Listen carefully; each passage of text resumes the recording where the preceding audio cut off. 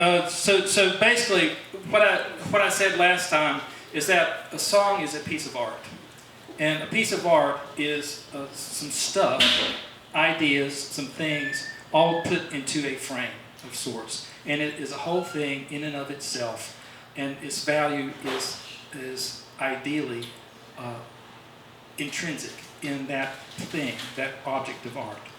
And so what you're putting into songs are things like words, melody lines, notes. You're putting in spaces, concepts, rhythms, all sorts of things. And those are the nuts and bolts it takes to put the song together. So what we have, I'm talking about the first thing is like the words themselves. And the words are in syllables. And they have certain syllables when you're speaking. Some are stressed and some aren't. It's like you're trying to put the emphasis on the wrong syllable sometimes, if you follow me. So you want to put it in the right way. And there are different words that the English majors have put together for this sort of thing. So stressed vowel, unstressed vowel. So unstressed, stressed is a bump, bump, an I am. Trochee is a bump, bump, stressed, unstressed. And then you got something called a period chord, two unstressed together, bop, bop. And then spondy, bop, bop, that like. And there are dactyls, and so those are like two syllabic feet, and then you have three syllabic feet, a dactyl and anapaest. There's different, they can be used in different ways. And I think the important thing, and then, well, okay, let me say this. And then there's meter.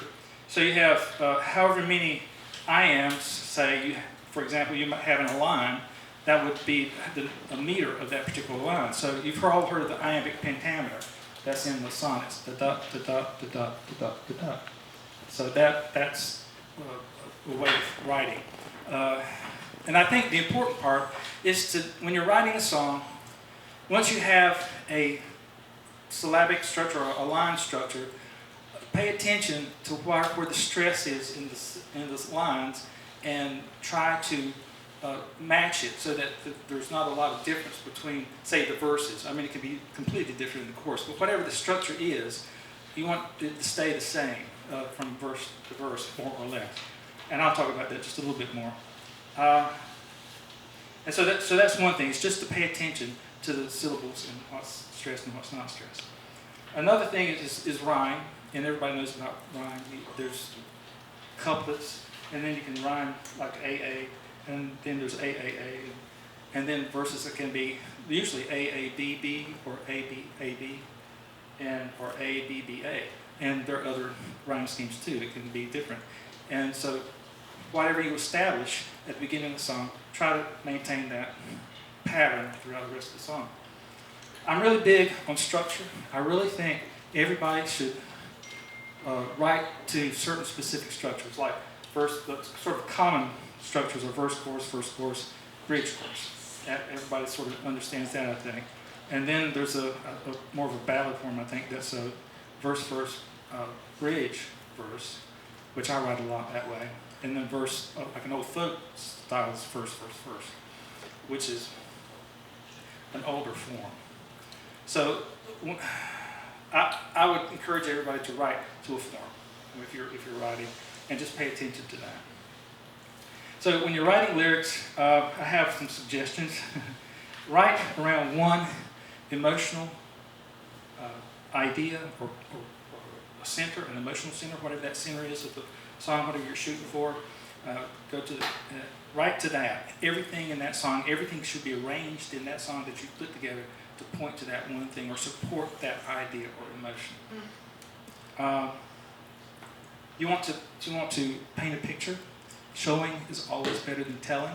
You're going to have to tell sometimes because you don't have space to show sometimes. So you just have to take a shortcut and tell something, but you do it if you have to.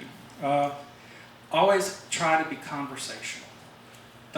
When you write in a way that sounds formal, it sounds formal, and it's not as accessible, I think, to a listener.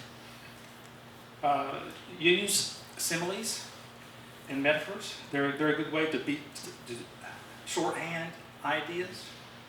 So a simile is she is like a deer. a metaphor would be, she is a deer.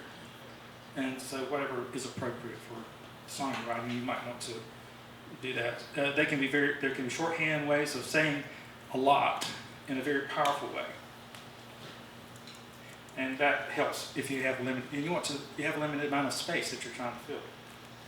When you're writing, you want to try to do it in a sort of way. What I mean by that is, see, I have an example. I was going to use one of my songs here. See. So, oh yeah, this is it. This was a song I wrote a long time ago.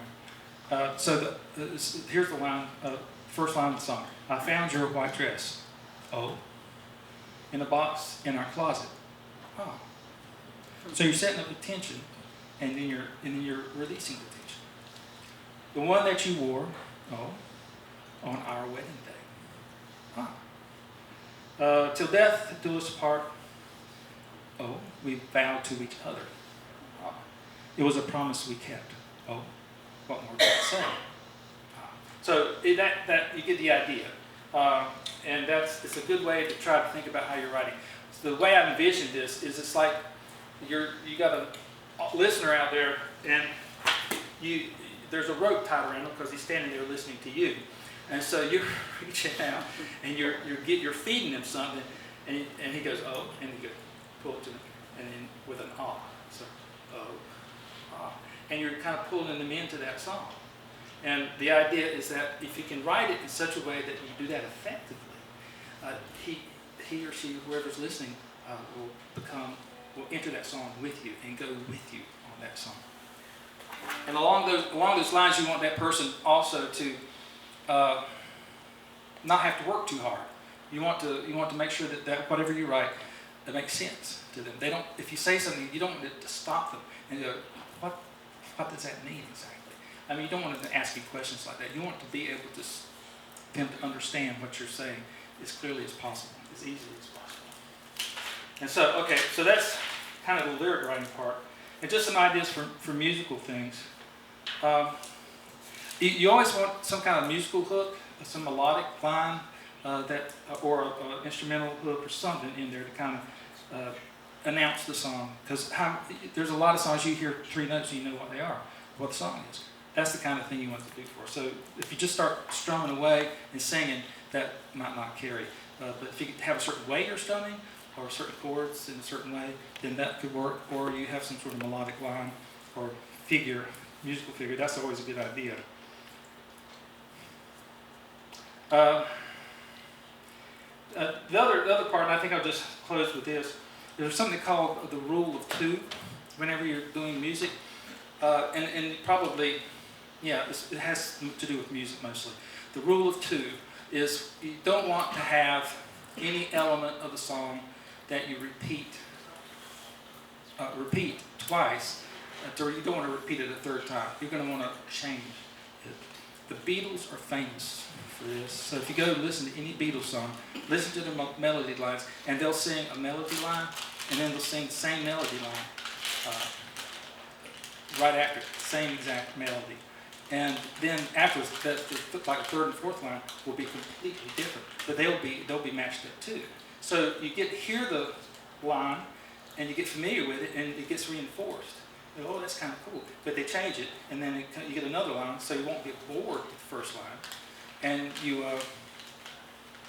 get the different line, and you get that one, and if it's done well, it makes a nice little package.